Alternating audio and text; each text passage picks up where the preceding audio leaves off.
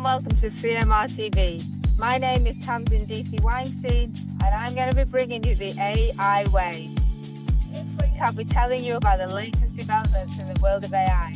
Whether you're using it in the boardroom or just want to learn about how to use AI at home, there's something for everyone. I'll be interviewing global leaders who are using AI to change the world, but also local people who are using it in their daily lives. Let's dive in together and ride the AI wave.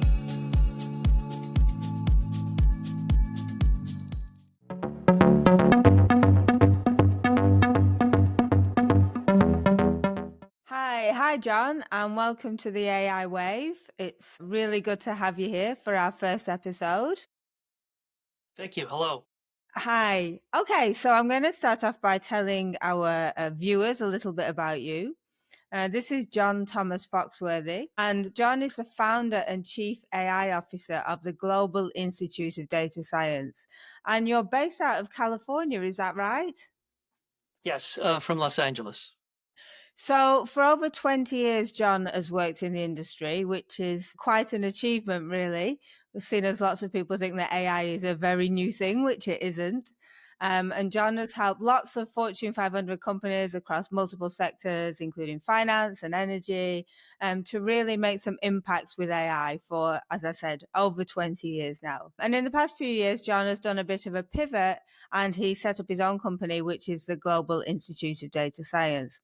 But he's also a world-renowned professor. He teaches at a number of universities in North America, teaches AI to a variety of people.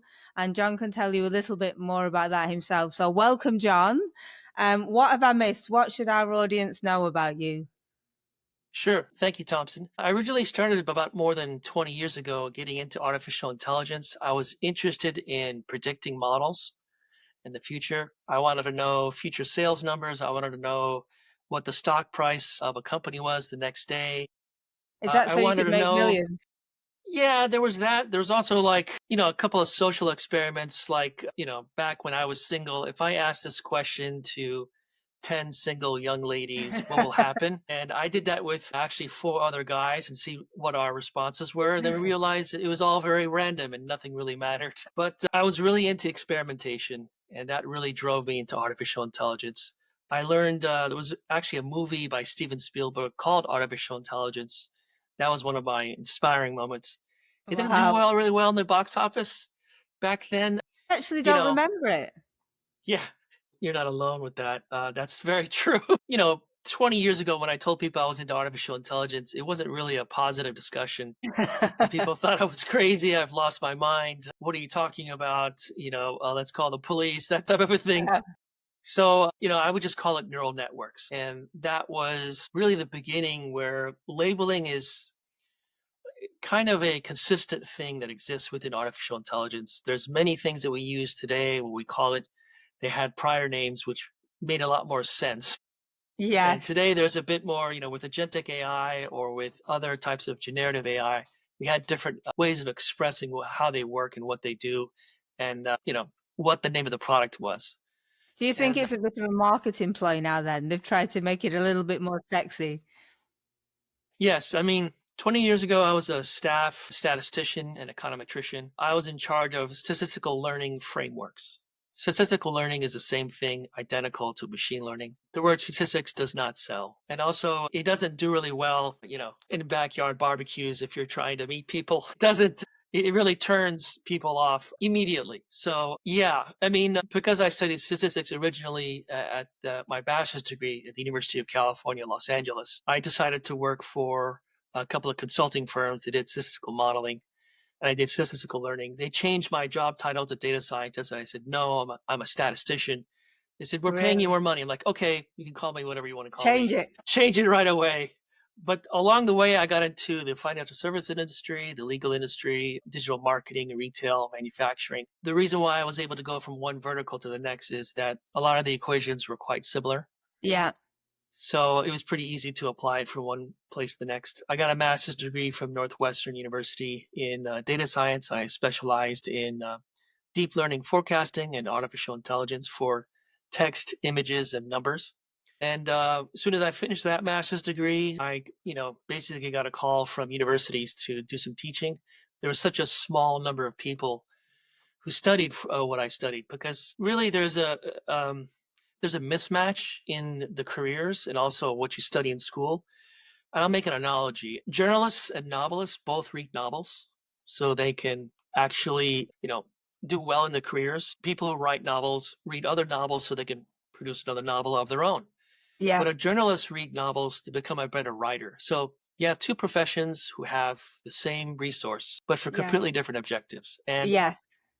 so computer scientists, physicists, engineers, mathematicians, they'll use, let's say, the same resources as a data scientist, but for completely different reasons.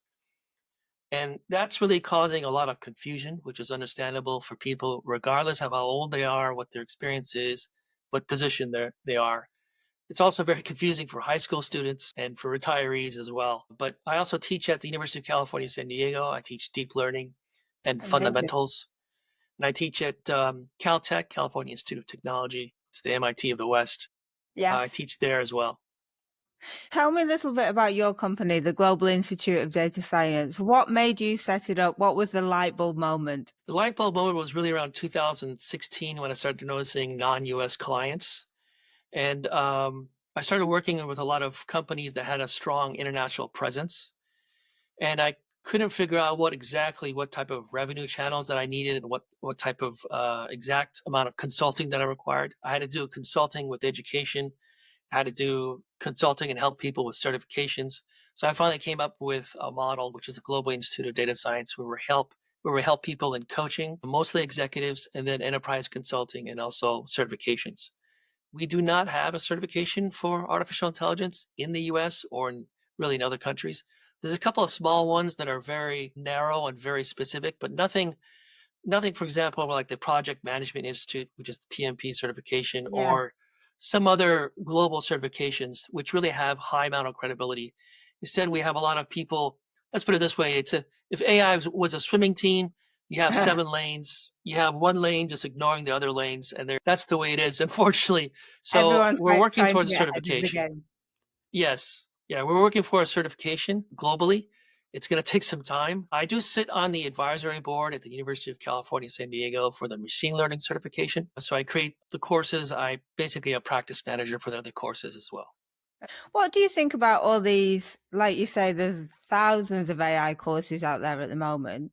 You only have to log onto the internet, onto LinkedIn or Coursera or edX or, any online platform, or even onto, Microsoft or Amazon, and everybody's selling their wares. Become an AI expert, learn AI. What's your take on those? Because lots of people are doing them as a way to learn because nobody really knows where to go.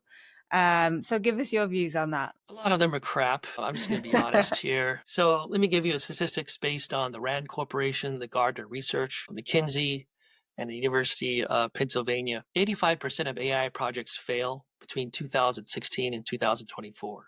That's crazy, isn't it? So if that's the result, people are not getting educated. They're not, there's widely held educational courses that are available, and they're not doing it right. I've had to kind of go through all the university practices and tell them, like, no, this is not correct. Oh, no, you're missing this, and this is the right. You need to define these things before you start working on it. There's no standardized practice, like the accounting field, the legal field, the medical field. They have standards, and that's why people have that credibility. We don't really have that in AI. We're not Yeah. even close, which is one of the other reasons why we created the Global Institute of Data Science. I was going to say there's a large problem with a mismatch of computer science and data science, and that's really driving everything. You're telling people who don't have the background it's like telling the people in the New York Times who are a journalist, yeah, write a novel. They're like, that's not what I do.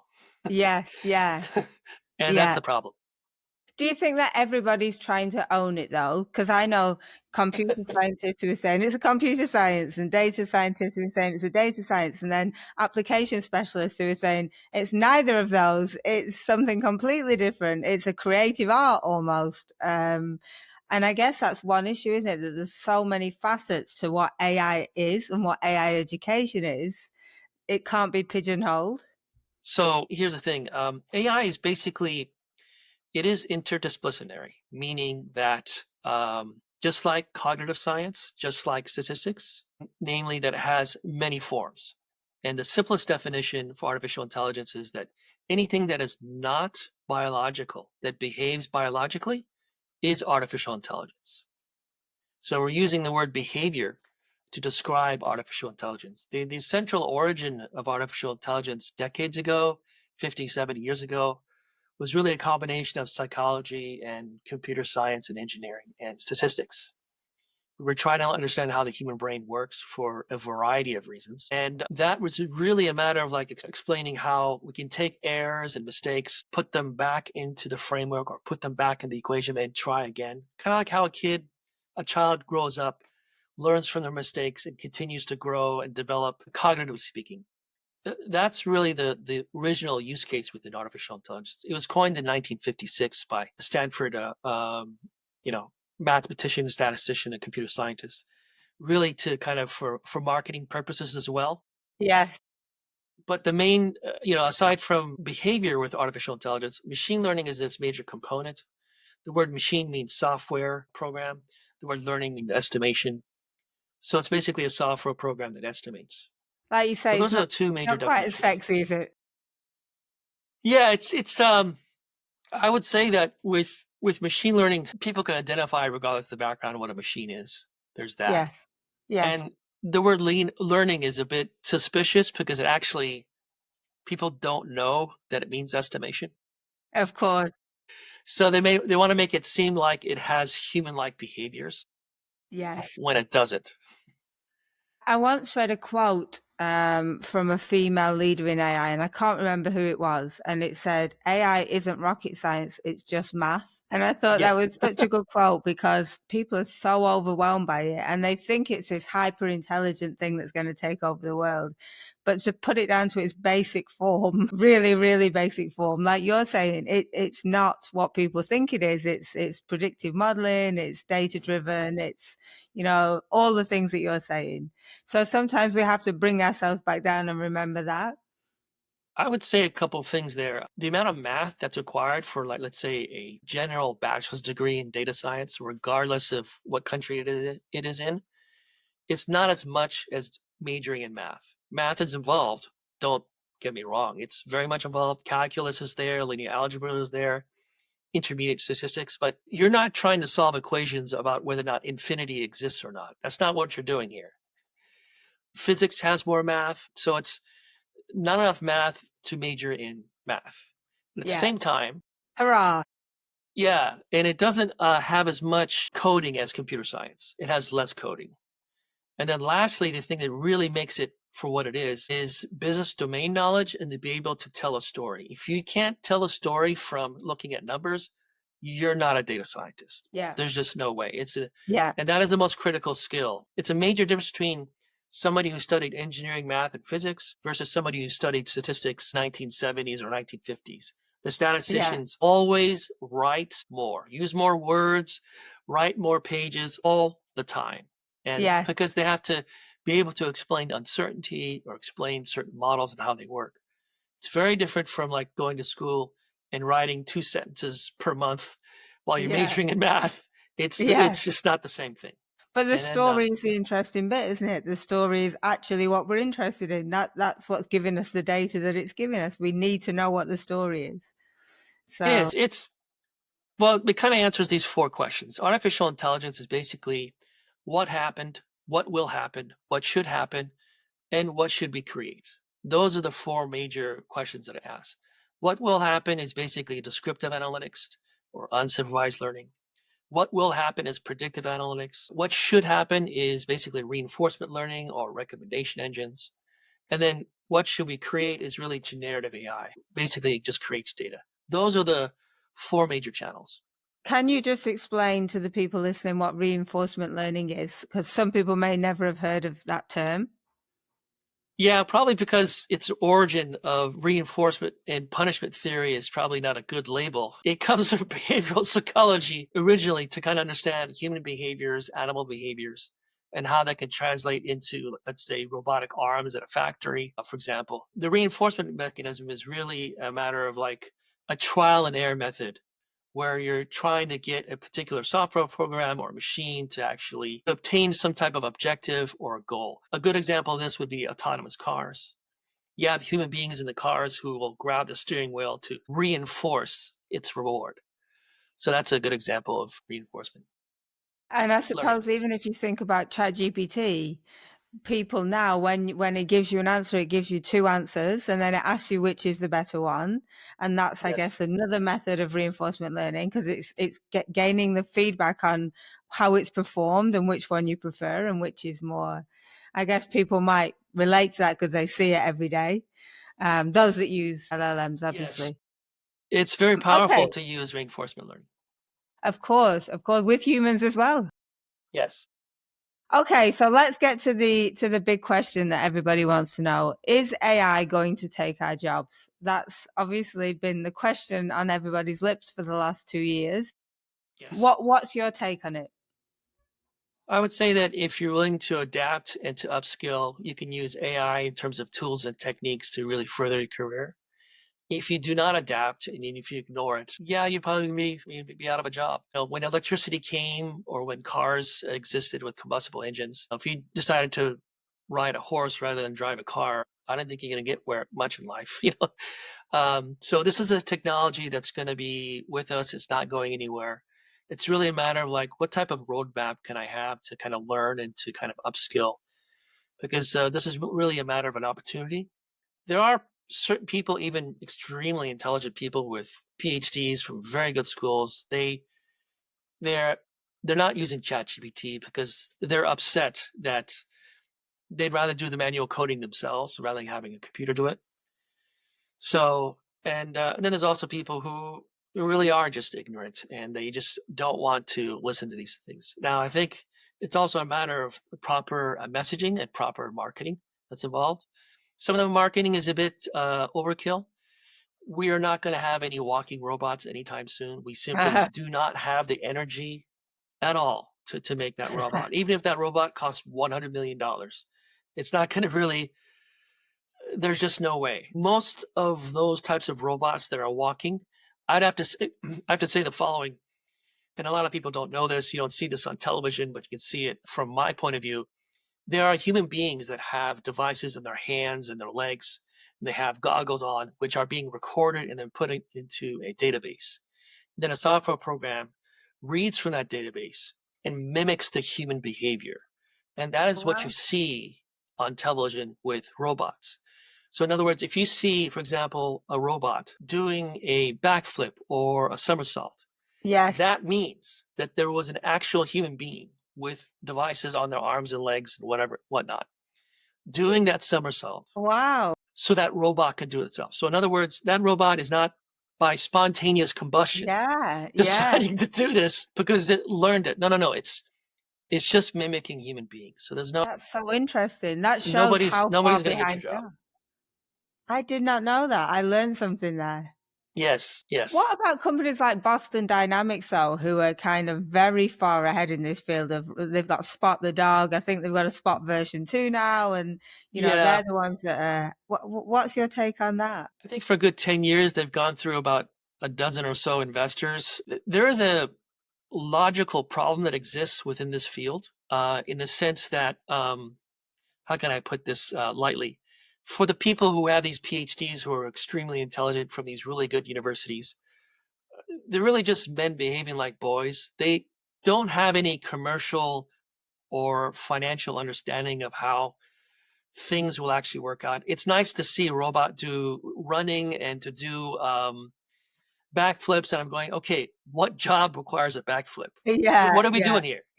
Or if we see it doing some dishwashing, I'm like, well, dishwashing is a very low wage job. What are we I doing will here? have that robot. I mean, but it would be way too expensive. Yes. And that's the major problem is that we have a lot of scientific people who are doing these tasks. And what's happening is that they're ending up delivering non-business solutions. So Yes. Yeah. it's not, I wouldn't really pay too much attention to Boston Dynamics. That's good. They're delivering gimmicks rather than practical, real world solutions. Look, if someone gave me a lot of money and they gave me a huge gymnasium to do with all these toys, I would behave like a 12-year-old. Yes, I would do that. You never know what the future holds. You never know. It's true. Okay, so back to the job market. What skills, for anyone listening, young Caymanians, adults already in the workforce, what skills do they need to be pivoting to and learning now to be ready for the AI revolution that's already 2 years in? Yeah, I would say critical thinking, problem solving, adaptability. You need to know when you're stuck and be aware of that. Data literacy. You need to be tech savvy. Basically, anyone can start using AI. I would say also there's some nice no code solutions that you can use, such as Runway ML or Teachable, which are online platforms that doesn't require any coding, and you can understand that kind of feedback. The critical area within artificial intelligence is that you're looking at a particular model or tool or technique that has learned from its mistakes. And it takes those mistakes and put it back in the framework or the equation. And it keeps doing that over and over again until it has a viable business solution for you or to have some fun or some creativity. But just about anyone can learn AI, whether you're 10 years old or 70 years old. And I really thank you for saying that, John, because I think that's the key point, that a lot of people still think you need a tech background and they look at AI and they go, I'm not a computer scientist and I don't know how to code. There's an industry bias that exists. The big tech firms like Google and Microsoft and others, they are trying to get everyone to manually code, hire these people, increase their headcount so that they can increase their share price. In the US, we have quarterly earning reports of the companies. And one of the metrics that is described in the executive board is, oh, we have this many openings or our headcount is X. That causes their share price to go up. So they're trying to get as many people as possible and hire as many people as possible, and basically flood the marketing experience that, oh yeah, I need to code. These are just companies trying to make money and increase their share price. That's Yeah. what's driving this.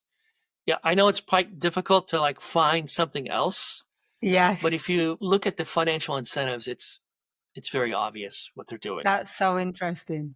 Yes. Marketing every time. Okay. So, Caymanians, how can they position themselves now then? What courses should they be doing? Where should they be looking to upskill? Because there'll be lots of people watching this today who say, right, I'm in, what do I do? Great question. The Global Institute of Data Science, we are working for some online courses that will be available on some learning management platforms. I've been basically testing a fundamentals course and a foundations course for almost 5 years and trying to make it for the general audience, for working professionals between the ages of like 20 and 30 and also 30 to 50.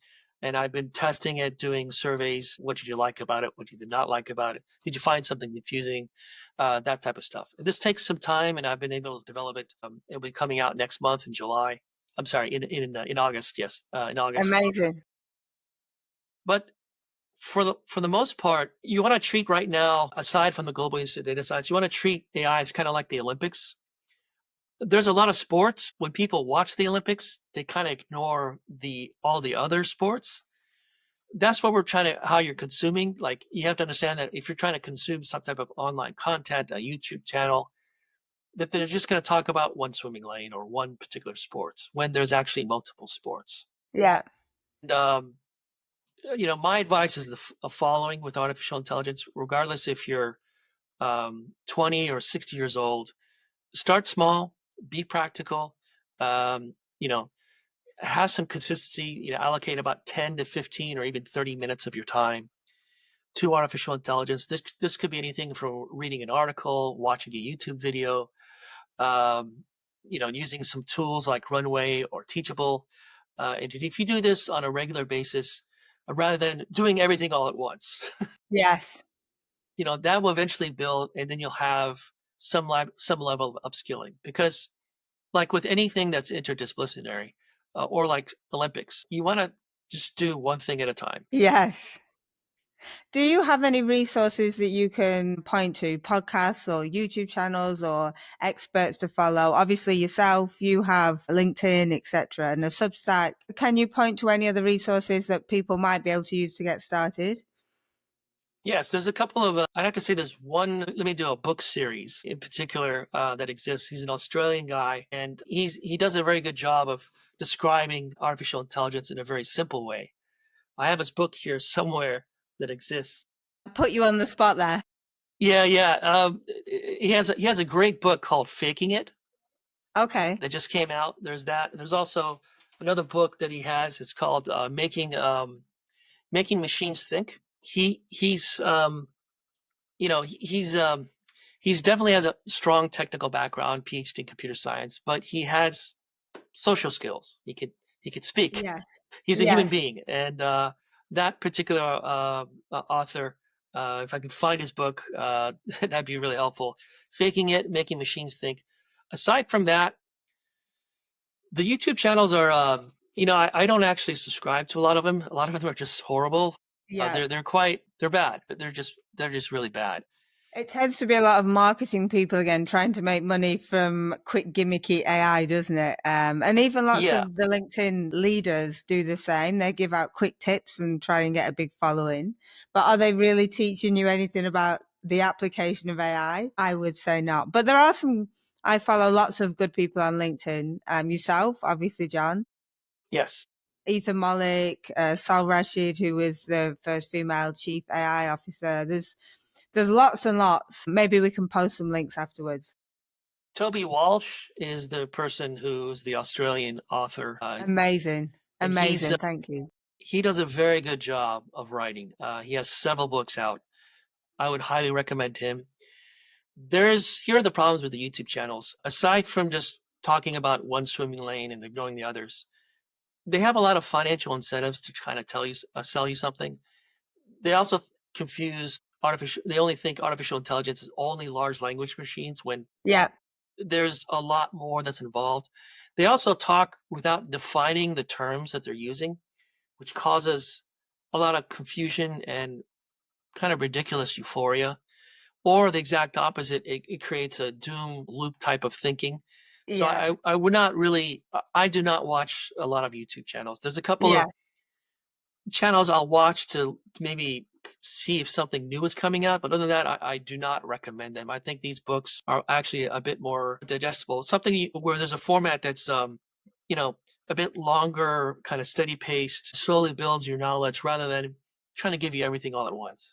Of course. Thanks, John. So, the last question before we get into our fun quick fire round is nationally. So, what do you think Cayman can do nationally to really turn around the AI wave, to educate our people, to make us ready for the next industrial revolution? What should Cayman be doing as a country? It's a very good question. You know, I've been in this industry for so long that I've been kind of thrusted into corporate policy and kind of public policy questions and answers and debates. I think there's an opportunity for the Cayman Islands to have a nationwide public policy, a workforce strategy for data literacy, AI literacy from the age of, let's say, 10 to the retirement age. I may sound like I'm naive and I'm kind of in the stars, but I really do believe this. You want to support inclusive access. You want to establish a workforce readiness center, which would be helpful. I think you could want to possibly leverage regional and international partnerships and foster public and private partnerships. Originally OpenAI, before it created ChatGPT, was a nonprofit Yeah. company. And, let me say you want to have a centralized, I'd say, resource for digital platform for AI job vacancies, apprenticeships, mentorships, training. There's a lot you can do here.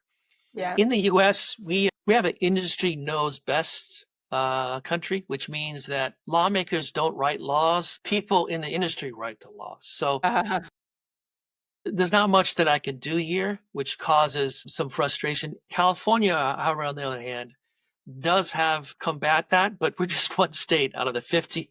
Yes. So, Yeah.